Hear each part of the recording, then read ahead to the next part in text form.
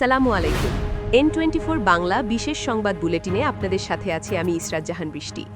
এই মুহূর্তে আন্তর্জাতিক অঙ্গনে একটি চাঞ্চল্যকর খবর এবং সেই সাথে গভীর রহস্য দানা বাঁধছে। দীর্ঘ বেশ কয়েকদিন ধরেই ইসরায়েলি প্রধানমন্ত্রী বেঞ্জামিন নেতানিয়াহুকে জনসম্মুখে বা সংবাদ মাধ্যমের সামনে দেখা যাচ্ছে না। আর এই রহস্যজনক অনুপস্থিতি থেকেই এখন বিশ্বজুড়ে ডালপালা মেলছে নানা সন্দেহ। সম্প্রতি তাসনিম নিউজ এজেন্সি দাবি করেছে ইরানের সাম্প্রতিক হামলায় প্রাণ হারিয়েছেন বেঞ্জামিন নেতানিয়াহু। যদিও এই খবরের সপক্ষে এখনও কোনো অকাট্য প্রমাণ কিংবা আন্তর্জাতিক নির্ভরযোগ্য সূত্রের আনুষ্ঠানিক নিশ্চিতকরণ পাওয়া যায়নি।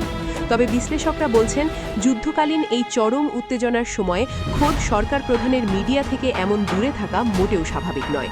ইসরায়েলি প্রধানমন্ত্রীর এই দীর্ঘ নীরবতা কি তবে কোনো বড় বিপদের ইঙ্গিত, নাকি এটি কেবলই যুদ্ধের এক নতুন রণকৌশল? আমরা পরিস্থিতির ওপর সার্বক্ষণিক নজর রাখছি। এই ঘটনার প্রতিটি মুহূর্তের আপডেট এবং সত্যতা জানতে আমাদের সাথেই থাকুন। N24 বাংলা, সংবাদের নতুন দিগন্ত।